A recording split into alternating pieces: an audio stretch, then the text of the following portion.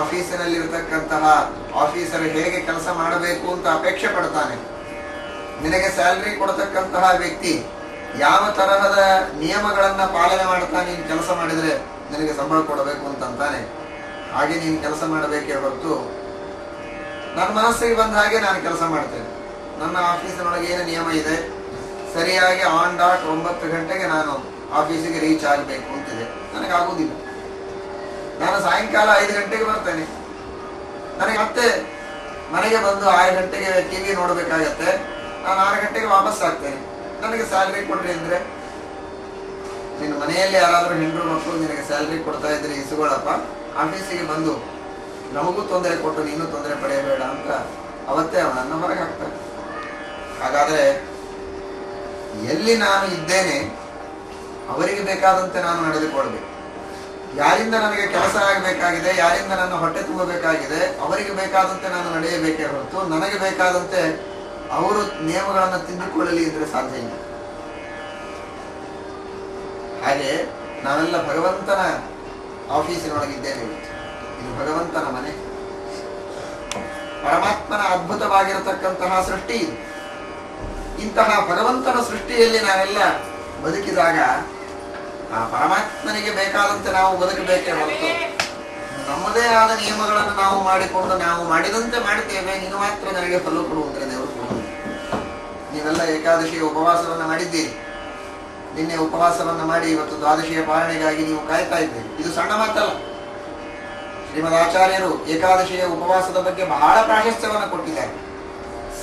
ಸಾವಿರ ವ್ರತಗಳನ್ನ ಮಾಡದಿದ್ದರೂ ಏಕಾದಶಿಯನ್ನ ಮಾಡಿದರೆ ದೇವರು ಅದನ್ನು ಸ್ವೀಕಾರ ಮಾಡ್ತಾನೆ.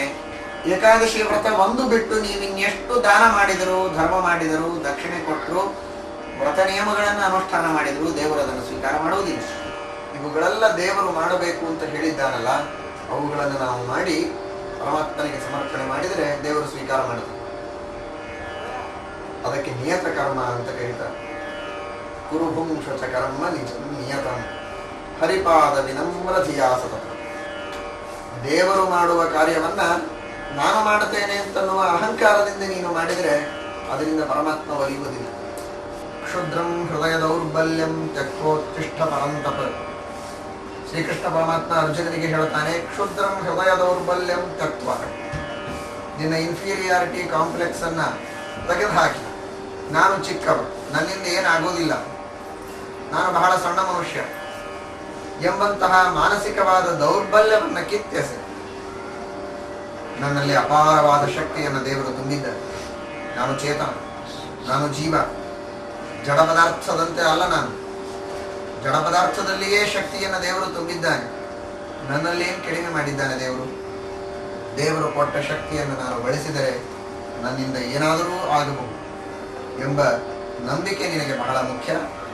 ಈ ತರಹದ ದೃಢವಾದ ವಿಶ್ವಾಸ ನಿಮ್ಮೆಲ್ಲರಲ್ಲಿ ಇರಲಿ.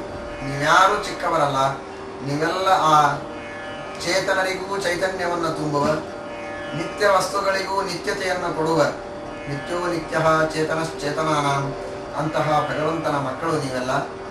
ಆ ಪರಮಾತ್ಮ ತುಂಬಿದ ಚೈತನ್ಯ ನಿಮ್ಮಲ್ಲಿ ಯಾವಾಗಲೂ ಇದೆ. ಏಳಿ, ಎದ್ದೇಳಿ, ಯಾವಾಗಲೂ ಕಾರ್ಯದಲ್ಲಿ ತತ್ಪರರಾಗಿರಿ.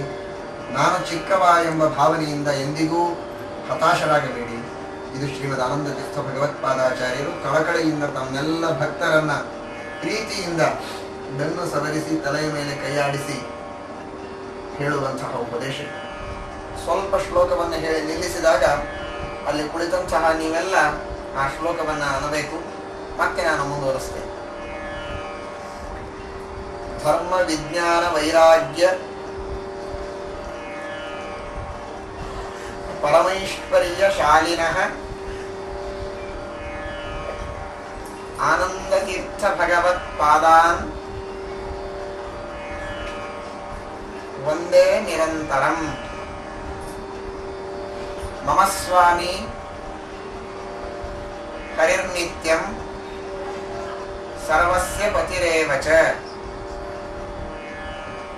ಮಮ ಸ್ವಾಮಿ ಹರಿರ್ನಿತ್ಯಂ ಸರ್ವಸ್ಯ ಪತಿರೇವ ಚ. ದೇವರು ನನ್ನ ಸ್ವಾಮಿ, ಇಡೀ ಜಗತ್ತಿನ ಸ್ವಾಮಿಯಾಗಿದ್ದಾನೆ, ಎಂಬ ಅನುಸಂಧಾನವನ್ನು ಸದಾ ಕಾಲದಲ್ಲಿ ಮಾಡಬೇಕು ಅಂತ ಶ್ರೀಮದಾಚಾರ್ಯರು ಅನುವ್ಯಾಖ್ಯಾನದಲ್ಲಿ ತಿಳಿಸಿದ್ದಾರೆ. ಈ ಎರಡು ಸ್ಮರಣೆಯೊಂದಿಗೆ ಇವತ್ತಿನ ಉಪನ್ಯಾಸ ಕಾರ್ಯಕ್ರಮವನ್ನು ಮುಕ್ತಾಯ ಮಾಡೋಣ. ಶ್ರೀಕೃಷ್ಣಾರ್ಪಣಮಸ್ತು. ನೀವು ಎದೆ ಕೂತಾಗ ಎಷ್ಟು ಅಂದು ಕೇಳಿಸ್ತದೆ, ಸ್ಪೀಕರ್ ಇಟ್ಕೊಂಡಾಗ